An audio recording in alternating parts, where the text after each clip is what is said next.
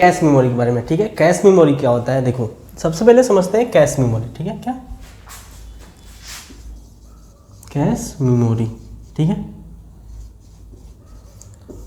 मैंने आपको बताया था कि ये जो मेमोरी होती है प्रोसेसर और मेन मेमोरी के बीच में होती है, ठीक है। तो कैश मेमोरी का पहला पॉइंट देखो, cache memory lie in the path between processor and main memory, यानी ऐसा मेमोरी जो प्रोसेसर और मेन मेमोरी के बीच हो, जो प्रोसेसर और मेन मेमोरी के बीच हो उसको कैश मेमोरी बोला जाता है।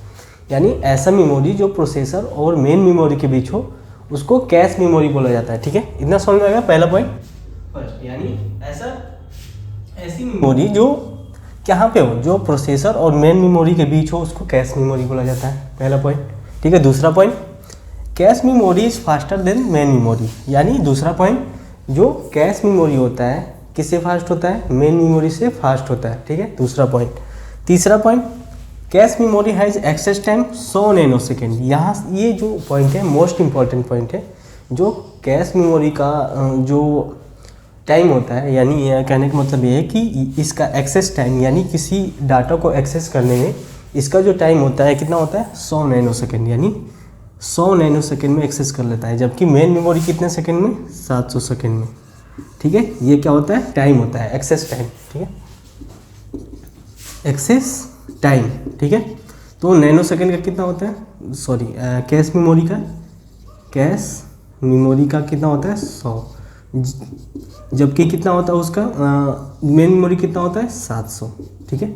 यह दूसरा पॉइंट। तीसरा पॉइंट समझते हैं, cache memory increase capacity of CPU, ठीक है। कैश मेमोरी किसका कैपेसिटी को इंक्रीज करता है, यहाँ से क्वेश्चन बन सकता है कि कैश मेमोरी किसके कैपेसिटी को इंक्रीज करता है, तो कैश मेमोरी सीपीयू के कैपेसिटी को क्या करता है, इंक्रीज करता है।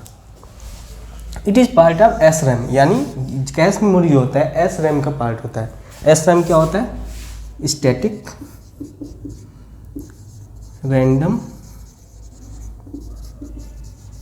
एक्सेस मेमोरी, ठीक है। इतना पॉइंट समझ में आ गया। यानी कहने का मतलब ये है कि जो कैश मेमोरी होता है यह किसका पार्ट होता है, यह जो पार्ट होता है सीपीयू का, मतलब यह एस रैम का पार्ट होता है, और ये क्या करता है, यह सीपीयू की कैपेसिटी को इंक्रीज करता है, ठीक है। इतना समझ में आ गया।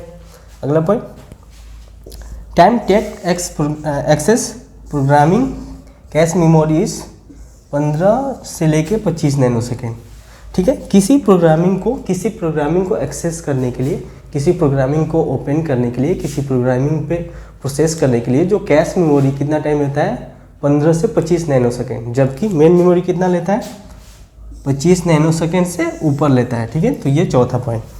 पांचवा point, cache memory store data and instructions which are immediately to be executed, यानी कैश मेमोरी ऐसी मेमोरी होती है वो ऐसे डाटा को स्टोर करता है जो हाल ही में, यानी मतलब तुरंत उस पर एग्जीक्यूशन होने वाला है। तो ये सब क्या हो गया, ये सब कैश मेमोरी के बारे में हमने पढ़ लिया। कैश मेमोरी के बारे में एक और चीज़ पढ़ते हैं कि इसके 3 लेवल होते हैं, L1, L2, L3, ठीक है। अब हम इसको बहुत ही अच्छे से डिटेल में पढ़ेंगे।